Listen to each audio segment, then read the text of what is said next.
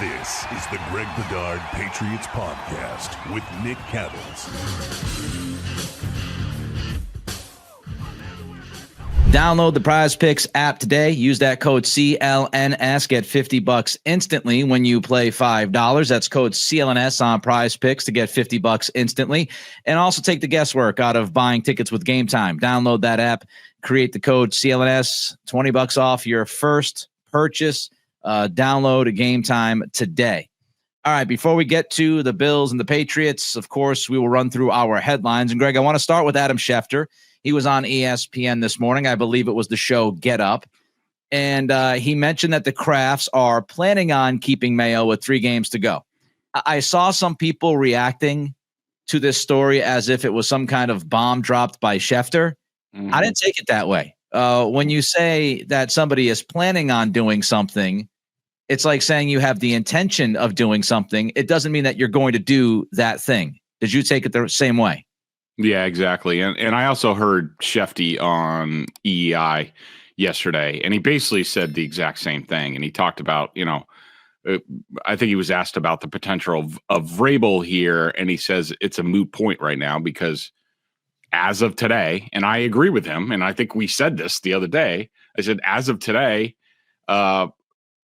Gerard Mayo is going to be back for a second season. If you don't want to play fantasy football with Mike Vrabel and things like that, even though I do think it's part of the calculus with the Krafts, or it better be, or it's a dereliction of duty on their part.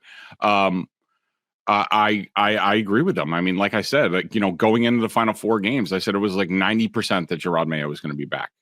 After Sunday and the Cardinals, it's probably like 80%. Where are we in 3 weeks from now?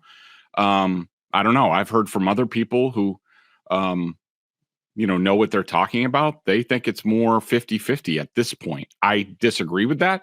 And, everybody knows I've been let me stop you right there. I want to make sure we're clear on this. The other people you're talking about, are those people in the building, or are those other writers and people within the game? Are those within the NFL? Not writers. I would say NFL league sources. Okay.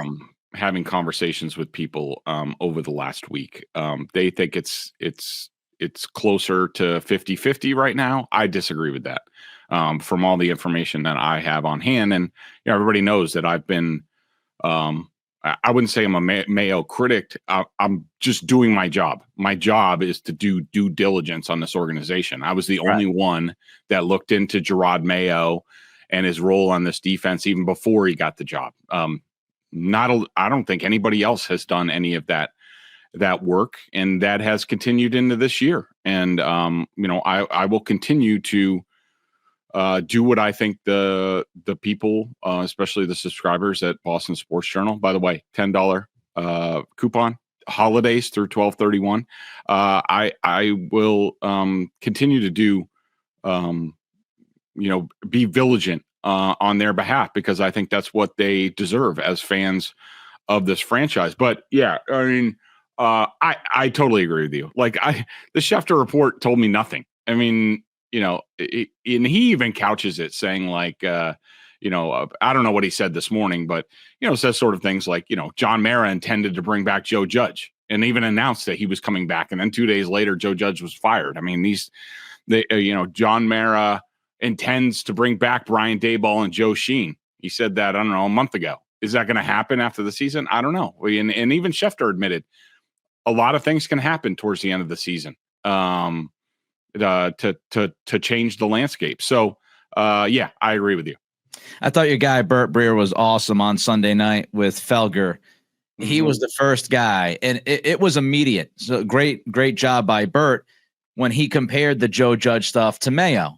And some of the stuff when Judge went on his historical 11-minute rant or whatever at the podium, when the Giants had come out and said that Judge was safe, and Judge just hurt himself to the point where he was no longer safe. And I thought Burt did a great job of immediately going to that example and saying, look at the Giants and what happened there, and what happened in Arizona in that post-game press conference with the whole "you said it, I didn't."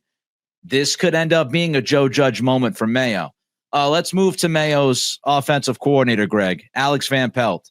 Van Pelt spoke with the media today, and you and I have talked about this a lot, and so have a lot of other people following this team and covering this team. Drake Maye not running the football. Why did he not run the football in Arizona? They had 2 shots to do that, 3rd and short, 4th and short. They didn't do it. The Rams at the 2-yard line opportunity weeks ago, they didn't do it. And we've all been trying to figure out why that is. Is Van Pelt saying no to Mayo? Is he going rogue? I don't think any of us believe Alex Van Pelt's a guy that goes rogue. So today, Van Pelt was asked about it, and he said he was focused on keeping Maye out of harm's way and getting him through the next 3 weeks. Is that a way of just saying, look, we're looking big picture here. It's about the health of the young man. We don't want to do anything completely unnecessary for a 3-win team. So we're not going to mess around. Safety first. Yeah, and I don't like those comments at all. I think I understand where he's coming from, and I assume this is organizationally, and it sort of reminds me a little bit, and I'm sure Elliot Wolf is in there somewhere because it reminds me a little bit of Ted Thompson in Green Bay. Like Ted was an extreme worrywart about injuries to the point where like they didn't play like anybody in the preseason and things like that, put people in bubble wrap. I just disagree with that. I think it's disappointing. I think, you're trying to build something here or you're not. Like, and trying to build something means winning games or, like we've talked about with guys, like whether it's, Dan Campbell or Jonathan Gannon last year or Bill Parcells when he was first here, Bill Belichick in his first year, like, winning games at the end of the season sets the table. It buys you buy-in. And also, like, I remember, I forget who it was. It might've been Bert was talking about, he talked to Jared Goff and that first year with Dan Campbell, what they were able to do at the end of next year. Like he talked about how like they used that as fuel, like the next year, like they remembered how they could do that because they got off to a rough start in Dan Campbell's second season. Then they got on a roll, and that's the Lions that we see now. And Goff talked about how it all came from what they did at the end of the first year. Right. And so to make these choices for one player, I understand the theory. To me, it's another example of this franchise, this football operation, like, saying one thing, but doing another. And to me, it lends to there's not a whole lot of credibility with what they're doing on the football side. And to me, it's disappointing. Phil Perry brought this up today on Twitter, and he went back to the Mayo interview on the Greg Hill show on Monday. And this is just the most recent example, Greg, of inconsistent messaging. And when you look at the Drake Maye question, Gerard goes on Greg Hill and he says, well, he's out of the concussion protocol and pretty much, we're wide open. He can run the football. Like he can QB sneak. We're ready to go. And so it paints it as, no, we're not trying to be overprotective of Maye. And then AVP today sounds like they're trying to be overprotective of Maye. So my question is, what the hell is going on? Why is there not? Do you think it's an issue where there's not clear communication or direct communication between Mayo and AVP on how to handle all of these different questions posed to them? Or is it just they're not on the same page and they have these conversations, but for whatever reason, they handle it in completely different ways? Well, first, let me say this, because I've heard a lot, everybody brings up the assistant or no head coach offense comment that Mayo had in the preseason. People like take him literally. I do not. And just to give you an example, and we've talked about it here before on the podcast, when Josh McDaniels was here, Josh McDaniels was basically head coach offense of this team. But still, there was a head coach of the team who gave direction not only in the game plan, but during the game. How that relates to this, I don't think that Gerard Mayo really understood what was going on between Belichick and McDaniels. Maybe it was just, what he saw from afar. But to me, this speaks to, I think that Gerard Mayo is a complete delegator in terms of what he's doing as head coach of the Patriots. I think he completely delegates. I don't think he leads at all. I don't think he gives his coordinators a direction. I don't think he helps them with the game plans. I don't think he helps them with in-game decisions. I think he is a complete CEO, delegator, head coach. And I think part of it is it allows him to deflect blame to other people, not to the media, because he'll always tell the media like it's my decision and it stops with me, or, what have you. But I think, behind closed doors, I think it's typical CYO or CYA corporate cover your ass bullcrap. And I just think it's not right. And I think it leads to a football product that we see on the field that goes in completely different directions. And it's because there is not unified leadership on this team. And that indeed starts and stops with Gerard Mayo. This is a big problem of the crap process that the Krafts went through back in January and February, Greg, because the stuff that you're talking about, and you've mentioned this from the very beginning, you were in on this before I think anybody, this idea that Gerard Mayo was going to be a CEO. That's how he was going to run the program. And here's the issue. When you don't have the right process, when you don't correctly or rightly, vet the people that you are going to give these jobs to, this is what happens. Because if you're the Krafts, and instead of falling in love with Gerard Mayo in an airport because he's holding a Yahya Brotherhood meeting with a bunch of people that went to Israel, sit him down and vet him. Gerard, what is your vision as a head coach? How are you going to do the job? We're going to get rid of Bill Belichick, who is pretty much a micromanager. Are you going to be the same way? And so if Gerard says, well, I believe in delegating and I believe in this and I believe in that, I don't think he would say I'm going to be a CEO. But if he gives you the idea of I'm going to be hands off for a lot of this kind of stuff, then that leads you to the question, if you're the Krafts, what does the staff look like? And are we prepared? Are we ready to get the right people around Gerard Mayo? Because if I find out through the vetting process he's going to be a CEO, then I'm not comfortable with DeMarcus Covington, first-time defensive coordinator, and Alex Van Pelt, first-time calling plays on a weekly basis since 2009. This all goes back to the process and how bad it was by the Krafts and how they failed to vet anybody. It was brutal. And we called it in real time because anybody who's followed the NFL could see it from a mile away. So when you don't vet and you don't ask the questions, you don't get the answers that you need to make the right decisions. And this is just another reminder of that. Speaking of Van Pelt, he says, Greg, that he has not spoken to the Krafts, but his door is always open. I'm starting to get this feeling. I mentioned this a couple of weeks ago, I believe. I did a podcast on this at the Nick Cattles show on YouTube, baby. Little cha-ching promotion there. I'm worried that AVP is going to be the scapegoat. And I've mentioned like Covington's going to get protected by Mayo because they're friends. And I'm starting to get that feeling. And I'm telling you right now, Greg, if the Patriots fire Alex Van Pelt, but they keep Mayo and they keep Covington, that will be the weakest thing that they could do as an organization. And I, for one, will be infuriated if that's what they do. Should I be prepared for that? Should we all be prepared, Greg, for AVP to be the scapegoat, get fired, and these other guys staying? It's a great question. I think, I think somebody's going to be offered up. And I think you're right. I don't think it's going to be Covington.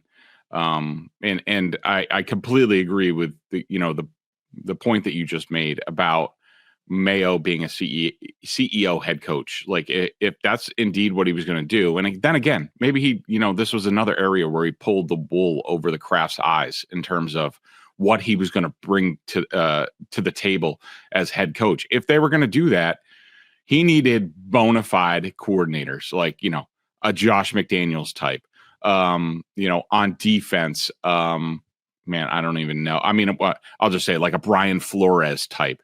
And, that didn't come close to happening. I don't think that's going to come close to happening this offseason if they start doing this piecemeal bullshit like the Jets would do. Just reading that Woody Johnson story in The Athletic, which is just ridiculous. I wonder if Jonathan Kraft is asked about Madden ratings on the Patriots' potential offseason transactions. But that's where we're headed to. I mean, my point is, like, you're headed to Jetsville if this is what they're going to do in terms of piecemeal. We're going to fire Alex Van Pelt. Now who we're going to bring in, blah, blah, blah. Like, it's ridiculous. Oh, boy. This podcast gives me a stomach ache sometimes. All right, before we continue with this lovely podcast with all the good feels and vibes, let Greg tell you about Prize Picks. Prize Picks is the best place to get real money sports action. With over 10 million members and billions of dollars in awarded winnings, Prize Picks has made daily fantasy sports accessible to all. You just pick more or less on at least 2 players for a shot to win up to 1,000 times your cash. Run your game all season long on Prize Picks, America's #1 daily fantasy sports app. I love sitting down with an individual game. I'll do it tonight. I'll do it on the Saturday games, the Sunday games, Christmas Day games. I got to concentrate. 2 teams, 2 rosters full of players. I pick and then I watch. Gives me a nice rooting interest. I have a blast with it. Make your holidays bigger and brighter with Prize Picks, the best place to get real money action while watching your favorite sports. You can now win up to 1,000 times your money on Prize Picks. Join now because this holiday season, Prize Picks is giving away 2 free picks in December, and they're giving away $30+ million in rewards during Picksmas. Thinks James Cook will get more than 60 yards this week against the Patriots? Yes. Joe Burrow will pass for more than 1.5 touchdowns. Cook up your hot takes like Nick Cattles with your friends and win real money this football season when you and your crew run your game on Prize Picks. Download the app today and use code CLNS to get $50 instantly after you play your first $5 lineup. Again, that's code CLNS to get $50 instantly after you play your first $5 lineup. Prize Picks, run your game. All right. You brought up a question in the email today before the pod that I found interesting, and it's whether or not the Krafts realize how bad they've been. And you brought up several examples over the past 5-6 years, really going back to Brady leaving, and whether or not the Krafts acknowledge how bad it's been. Do you think, Greg, they realize how bad it has truly been since Brady walked out the door? I don't, Nick. I think Jonathan does. I think Robert. Look, I have a great deal of respect for Robert. I don't want to say he's out of it. I just don't think he's. I don't think he's as based in reality as he used to be. I mean, look, he's 80 something. I mean, I don't expect him to be the same owner that he was when he bought the team. Where, he wasn't perfect either then, but, he certainly had a passion and, he had an ear to what's going on outside. I think there's too many examples from, Robert's out of touch press conference at the league meetings last year that led me to write a column saying like, look, Jonathan needs to step to the forefront and speak for this organization because, hard questions need to be asked. And, Robert being up there at his age and also like he's deflecting stuff. Like I remember I asked him a pointed question at the end when, after, Stacey James said, that the previous question was the last question. And I said, because a question had been asked about the dynasty, but I followed up about, the way the fans felt about how Belichick was portrayed. And Kraft didn't even answer it. And he talked about Tom Brady Day. Like, like the whole thing was a debacle. And then you go, and then speaking of the dynasty, I know Robert loved that thing, before it came out. I know he showed it to some friends and he called it like, look, let's watch my documentary. He thought it was The Cat's Meow. He thought it was incredible. And then it came out and it was a lead balloon. That just shows you, how he's not really based in reality anymore. Or I'm just saying he doesn't either. He's not understanding the mood of the fan base, or either he's not getting it. And I don't think he has people around him anymore, or I don't think he's soliciting opinions that where people are giving him the real situation, like giving him reality. Like, Robert, you need to understand what's going on. I don't think he's getting that anymore from anybody. And I think that's probably part of Jonathan's frustration. But my point is, I was thinking about this the other day.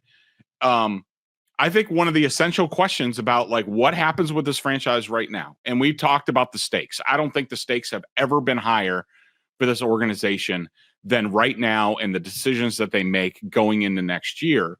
I just don't. I think Robert, who still has the final say and the final call on everything, I think Robert still walks around thinking like 6-time Super Bowl champions were this, were that. Remember, at the league meetings, he didn't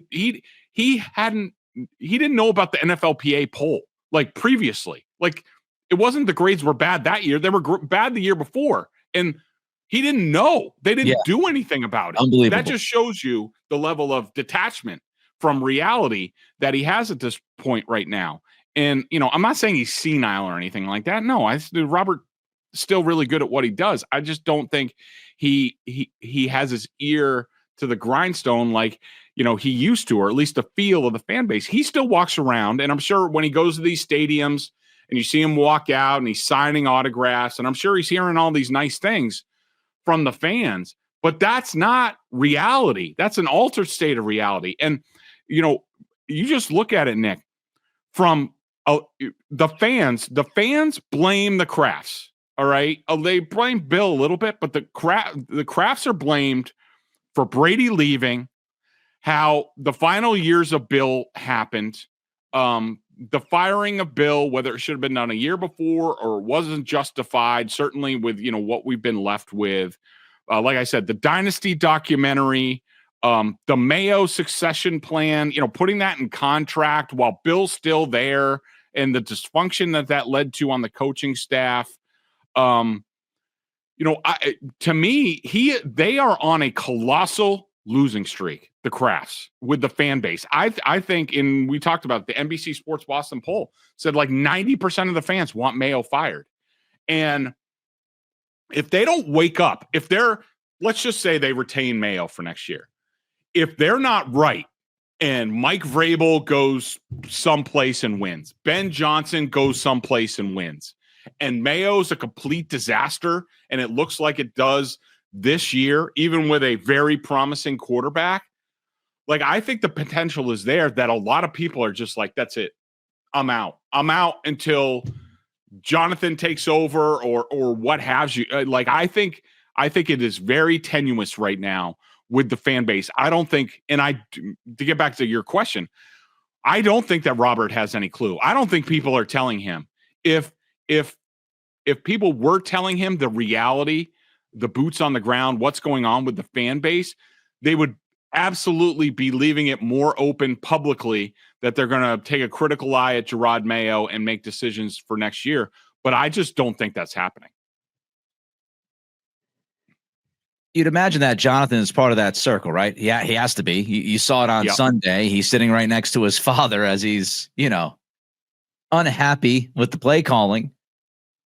If Jonathan realizes that Mayo is a miss, if he's sitting there right now, Greg, and he's like, this has not worked. I don't believe it's going to work. We have a chance at, say, hypothetically, Mike Vrabel. Is there any chance on God's green earth that at this point, Jonathan can push Robert to relent and say, you know what, Jonathan, you're right. I did it my way. This has not gone well. If Vrabel's out there or somebody else that they might be interested in, I think you're right, Jonathan. And let's go down that road. Is there any chance that Jonathan can get to his father if Jonathan feels that way? I think there's a chance. Yes. How great of it? I think that's the essential question. And this is the essential question of like, where is this franchise going? Like, are they going to be open to that, or do they still smell their farts and think that every decision that they've ever made has been roses and has led to, all the success of this organization? Do you think they've ever had a dose of reality in terms of like, this was really a lot of it was Tom Brady. I mean, we know about, the fight for the especially Bob to get credit for what's gone on in this organization, to be right there with Brady and Belichick. And, we all know that's not reality, but that's the reality that Robert Kraft lives in. But I would say yes, there's a chance. I don't think it's great. I think that, like we talked about, I think that Robert Kraft lives in an altered state of ownership at this point in time and doesn't really understand what's really going on outside his building. One more question before we get to Pats, Bills, Drake Maye, Josh Allen. We brought up the football operations overlord idea that Tommy Curran brought up via Mike McCann. Is that it? Yeah. Yep. Yeah, I nailed it twice. Hopefully Mike listens to this. I got your name right, Mike. We looked at that more from like a day-to-day kind of thing. Let me ask you this. If Jonathan can't get Robert to put the bullet in the back of the head of Gerard Mayo, so to speak, old school. Wow. That was great. Well, yeah, old school, like mafia movie style, right? I'm talking about his career, not him, does the football ops idea, overlord, does that make sense? Not on a day-to-day basis, but just to bring somebody in and go, you know what? We didn't vet this thing. We effed up. Let's go bring in Thomas Dimitroff, Scott Pioli. The Jets are doing this with, the 33rd team and Tannenbaum and whatever the hell else.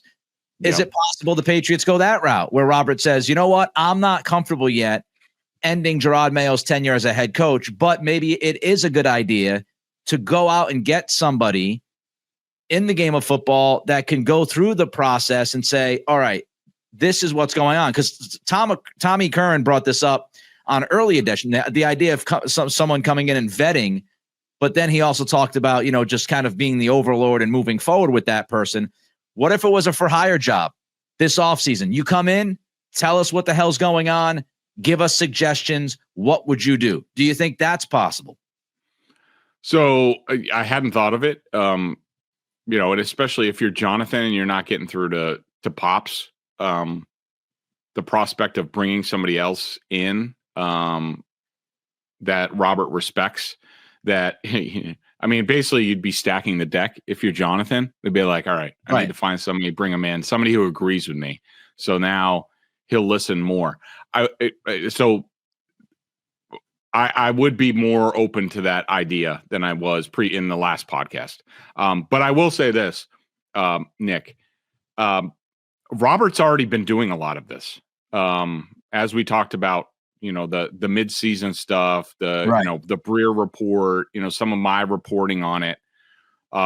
Robert and Jonathan have both been talking to a lot of people. And like I said at the time, it wasn't just about supporting the rookie quarterback. It was about Gerard Mayo. Does this have a chance? Have I screwed this up? Can we, if we stick with him, can we support him better? Who can we bring in? Like, it's been all those So, a Tommy point for Bob Kraft in terms of he's already been doing a lot of this homework. So maybe that mitigates the need for somebody. I'm sure he's talked to, and I don't know who he's talked to, but I'm sure he's talked to the likes of Pioli, Dimitroff, maybe some of the other front office people, maybe Caserio, maybe they had a conversation. Hey, Nick, how'd you build this with the coach? How'd you build this with the rookie quarterback? Like they've been having a lot of these conversations. And so that gives me some solace, but we'll see what happens. The problem is no matter what anybody says to Robert, let's use the Houston example. Yeah, you brought in D'Amico Ryans, and that's a really kind of similar vibe, right? D'Amico Ryans, former NFL player, former NFL linebacker. He comes in, and you could look at the Houston model. The problem is D'Amico was a defensive coordinator before taking the head coach job. The problem is D'Amico had a network of people like Bobby Slowick that he could take with him, and has become a very good offensive coordinator. So it's just, I did a podcast yesterday, and hopefully some people check it out, where I went through every option the Krafts have as far as the staff and what they could do.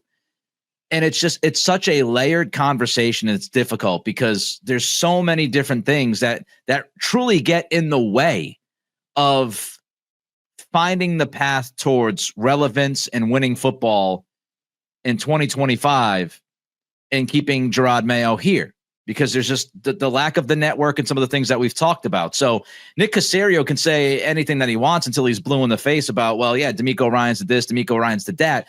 But Ryans had the ability to do that. Gerard, he doesn't have a network. He doesn't know a lot of people throughout the game. So you're again stuck with relying on Elliott Wolf and the Krafts, or this football overlord coming in and finding the coordinators to replace the current coordinator. You're in the same spot you were back in January and February, but only tougher because you at least had DeMarcus Covington, who was already on the staff that you could promote. You're just running around in circles like a cat chasing its tail. Mm-hmm. All right, let's get to game time before we get to this Bills-Patriots game. NFL season, you got to be at the games, even at Gillette, even with what's going on with the Patriots. You got to be there. Like, it's fun. It's a great environment. Get out there, enjoy yourself. I think the weather's going to be pretty good for the rest of the year. Game Time will help you get there. Game Time Picks filters out the fluff to show you only incredible deals on great seats, so you don't have to waste time searching through thousands of tickets. I love the all-in pricing. That feature shows you the total upfront with no surprise fees at checkout. You get panoramic views from your seat in the app before you buy. That's a must for me. I was checking out the Chargers game. The next time they're going to be home, little Justin Herbert, Drake Maye matchup. You could sit in the lower bowl at Gillette for $113 all in. You can also use it for concert tickets. I did it. My wife, again, last night, she was talking about one of her favorite songs from the concert and how she's been listening to it on her phone. You got to be there in person to get that, and do it through Game Time. Download the Game Time app, create an account, use code CLNS for $20 off your first purchase. Terms apply. Again, create an account and redeem code CLNS for $20 off. Download Game Time today. What time is it? Game Time. Pats defense versus Bills offense on Sunday. Greg, tell us about it. Good luck. They're just a wagon at this point. I mean, they have scored, let's see, going back to the Titans game in October, 34 points, 31 points, 30, 30, 30, 35, 42, 48. Josh Allen is at the peak of his powers. And even he doesn't have great people around him. I mean, Amari Cooper's been okay since the trade. Keon Coleman, the rookie's okay. Dalton Kincaid just came back from injury. He's pretty good. Dawson Knox is there also. Khalil Shakur, one of the guys that I wanted from the Patriots a few years back. He's been pretty good, for the Bills, but this is not, a great weapon offense. I love James Cook, the running back. I love what Joe Brady, the offensive coordinator, some of the stuff that they have done with motion, especially with the running back, have been great. The offensive line isn't great at all. Deion Dawkins is pretty good at left tackle. Right tackle, Spencer Brown is okay.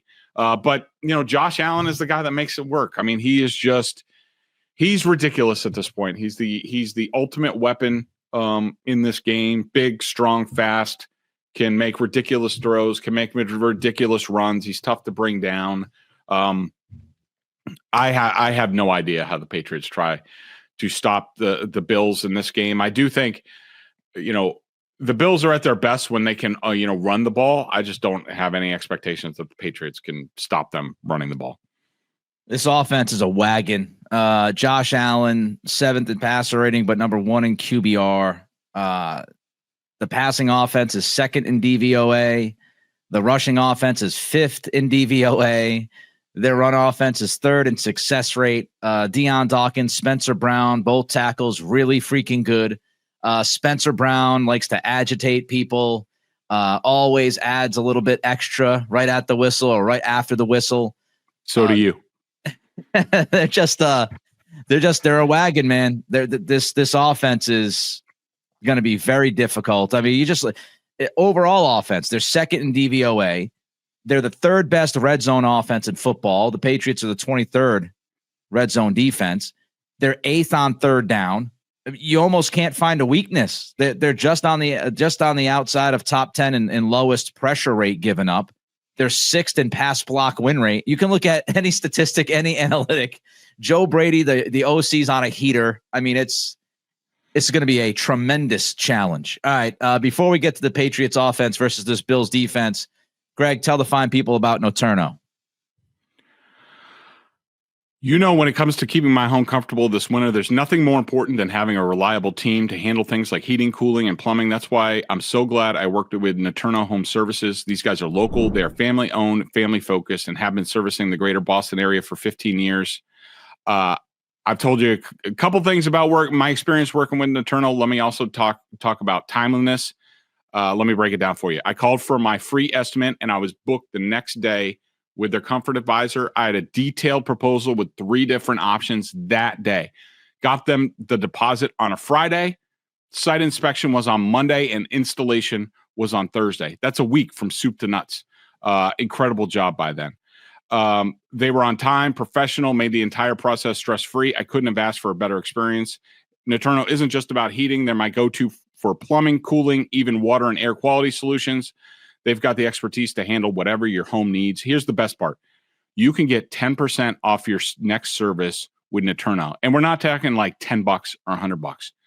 That could save you up to $1,000 on your next project. $1,000. Just visit NoturnoHome.com/Bedard for all details and conditions. That's NOTTURNO home.com/Bedard. Take advantage now before the end of the year. These deals won't last forever. Trust me, having a team like Noturno Home Services in your corner makes all the difference. Whether you need a quick repair or a major installation, they'll get the job done right. Check them out today. Patriots offense versus Bills defense, of course, a big part of this game. And one of the storylines is Josh Allen, Drake Maye. Drake Maye has been compared to Josh Allen a ton since going back to draft time. Drake was asked about Josh Allen this week by the media. I thought he handled that perfectly, as Drake handles most of the press conference stuff, honestly. He said, I have a long way to go before we even start talking about that. Josh Allen also very complimentary of Drake this week, saying, he thinks he's going to be a very good quarterback for a very long time.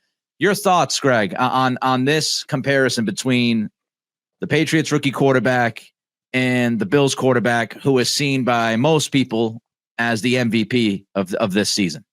Yeah, I do. I've really liked the comparison. I know I heard somebody say they thought Josh Allen was more, well, I guess it was, who to compare Josh Allen to. And I think they said like John Elway, which isn't that bad. I just think that Josh Allen and Drake Maye, to me, they are an apt comparison. I would say that he's going to be sort of Josh Allen Jr. Because he's just a little bit smaller. He's definitely going to fill out and all that. But not quite the same arm strength, not quite the same running ability. I would say that Drake Maye's faster, but Josh Allen's more powerful. But I will say this, and we've talked about this all year. Drake Maye at 22 years old is way further along than Josh Allen was as a rookie, as well. Sort of, same amount of playing in college, not a whole ton of experience. Josh Allen was a freaking, bucking bronco his first year or two in the league, and he didn't really grow into being more of a polished player until year 3, where he went to another level. Drake Maye, in terms of his ability to improve and be disciplined and take coaching from one week to the next, make corrections. is way ahead of where Josh Allen was. I don't know what that means long term, but that's where we are right now. And I will say, I just wanted to add this because I didn't realize this before. It doesn't surprise me, but before coming on the pod, I was watching Drake Maye high school basketball highlights. And let me just say this. I was watching the same highlights. Yeah, I will just say this. Drake Maye's shooting form better than his throwing form. I thought the same thing. His shot his shooting form is perfect. It's flawless. It is amazing. Yeah. And you also see the difference between, with all due respect, look, Drake Maye, breaking news, a much better athlete than me. But I will say, if you're watching, there is a difference between basketball athleticism and football athleticism. I will just put it that way. We got to remember Drake 6'4", 6'5". He would have to play what, 2 guard? If he, maybe a 3 in college. I don't think he had that kind of big time college basketball athleticism. Not as tall as his brother Luke, but the shooting form, you're right. I mean, there's a top of the perimeter, above the break 3 that he takes, that you see it, and then there's a corner 3, a side shot, camera wise, and his form is perfect. His form is absolutely perfect. I bet you Joe Mazzulla wants him out there. Hey, he can knock down threes. Joe's all in. Patriots offense versus that Bills defense, Greg. So let's just this is a confusing thing for me because what I love to do, and I try to be as much of like an NFL team as I can, and really what NFL teams do, at least the functional ones, I don't know about the Patriots, is they really restrict themselves to the previous 4 games, and all the stats are skewed for the Bills defensively. Like if you look at their stats over the last 4 games, they're like one of the worst defenses in the league. Then you look at who they played: Chiefs, 49ers, Rams, Lions. Yeah. I think a lot of teams would be the worst teams in the league defensively if they were playing those teams. And plus, a lot of those games, the Bills are, got out to leads, got into a shootout, what have you. They went 3-1 in that stretch. They have won 8 of 9 the Bills have. I will say on film, the Bills look like a handful on defense. I mean, I don't think they're not overly talented, but they were not afraid against the Lions to crowd the line, put a bunch of guys in the box. They fly around to defend the run. I don't think the Patriots have the type of weapons that are really going to back them off. I think you're going to continue to see like what we did from Arizona, where Arizona and Buffalo's, primarily a zone team under Sean McDermott, but these guys start to go, they don't have anybody who we're scared of. So we're going to get up on them. We're going to make them beat us over the top.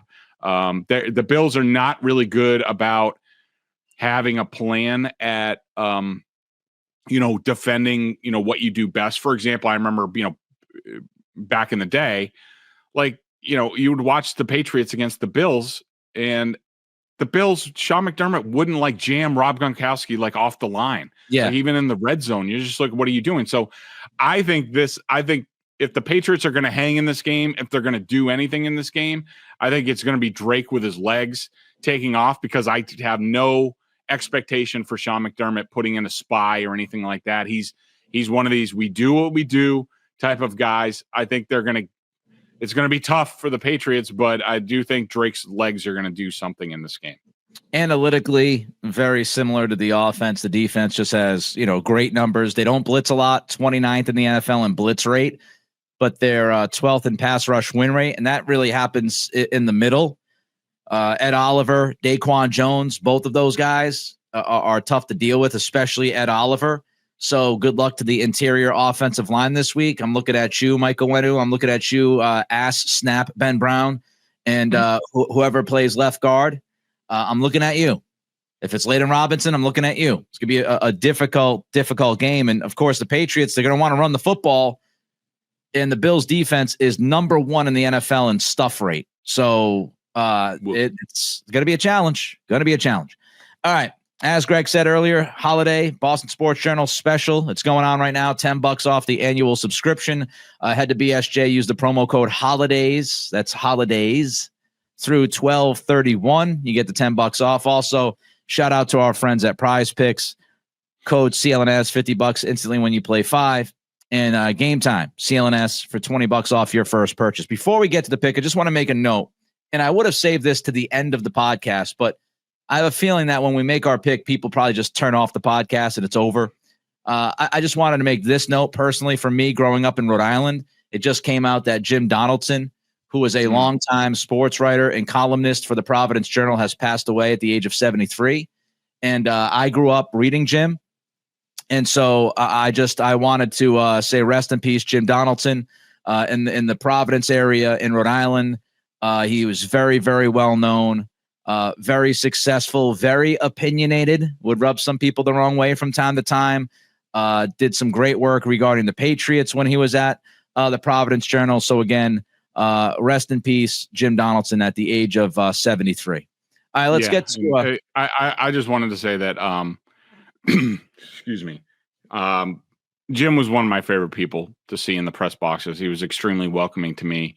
When I came here, he was a guy I made it a point to go out and read. I do not do that with everybody, but Jim was one of those guys. He was just a very nice man. He was very good at what he did. And I'll definitely miss him and have sort of missed his contributions around for sure. But I feel for his family, and rest in peace, bud.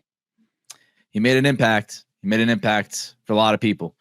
All right, so let's get to the pick. I know it feels weird after talking about that, but we got to get to doing what we got to do. Jim would do the same. So let's get to this week's pick. Of course, ever since I picked on Greg and his against the spread, I'm falling off a cliff. So that's my fault. Karma's a bitch.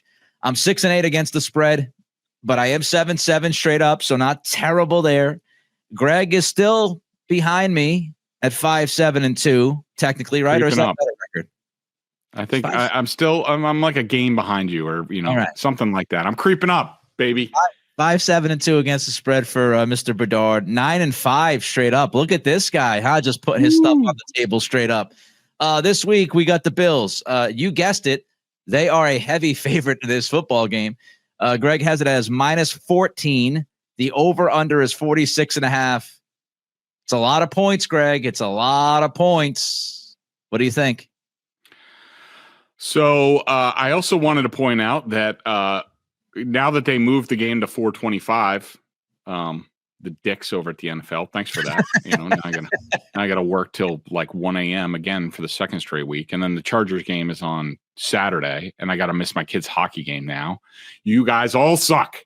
But because they moved the game to 4:25, now it is in essence a night game, which makes it even colder. The real feel on Sunday night is supposed to be 7 degrees in Buffalo. So you have to look out. I mean, I'll be very interested.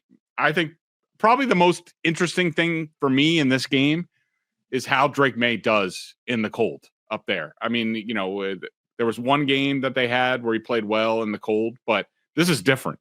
And so to me, this is interesting to see how he handles the ball up there. You also have to look out for the checkout factor where guys are like, oh, hell no, it's so cold, which we've seen before late in the season up there from Patriots teams of late. I think the Patriots have zero shot in this game. I don't think that McDermott's going to rub the Patriots' faces in it. So I am going Bills. By the way, I wanted to point out, in the first real matchups against the AFC East this year, when you prepare before the season for your divisional guys, put the roots of the game plan in there. The Patriots trailed the Jets 24-3. They trailed the Dolphins 31-0. That's 55-3. But what are the Bills going to do to them? I am going to say 33-10 Buffalo. Yeah, the Bills cover. I'm going Bills -14.